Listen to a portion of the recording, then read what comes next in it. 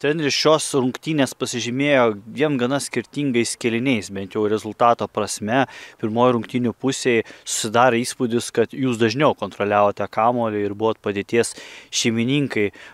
Jūsų akimis žvelgiant, kas nulėmė, kad taip pasikeitė rungtynių dinamika ir pakrypo jūsų nenaudai?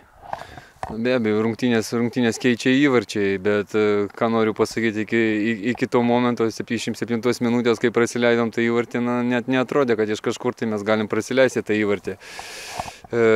Taip, reikėjo dėlioti žaidėjus, nes pačioj pradžioj patyrė traumą Armalas ir turim problemų su gynėjais, tai jų pozicijose žaidė kiti žaidėjai, kurie, jiems tai yra neįprastos pozicijos, bet, sakau, iki 77 minutės viskas atrodė, klostėsi viskas normaliai, bet, tokiuose rungtynėse standartinės situacijos daug ką lemia ir, mes neišpildėm, varžovas išpildė tą standartinę situaciją, įmušė įvartį.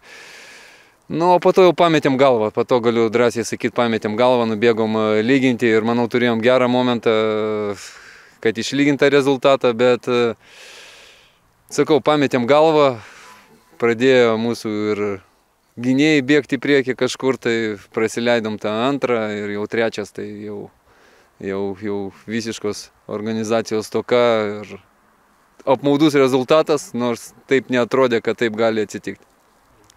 Aišku, varžovai, kai rezultatas tapo jiems palankus, ėmė stabdyti laiką ir blaškė jūsų komandą.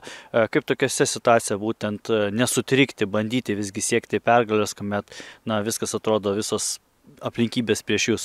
Tai aš manau, bet kuri komanda taip darytų. Tai ką reikia daryti, sunku pasakyti, ką reikia daryti. Be abejo, išmuša iš vėžių visi šitie dalykai, bet tai futbolo dalis ir bet kuri komanda taip darytų.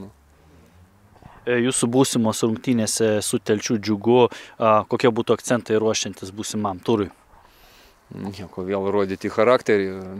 Tikiuosi, tie žaidėjai grįž ir neturėsime tokių problemų gynyboje.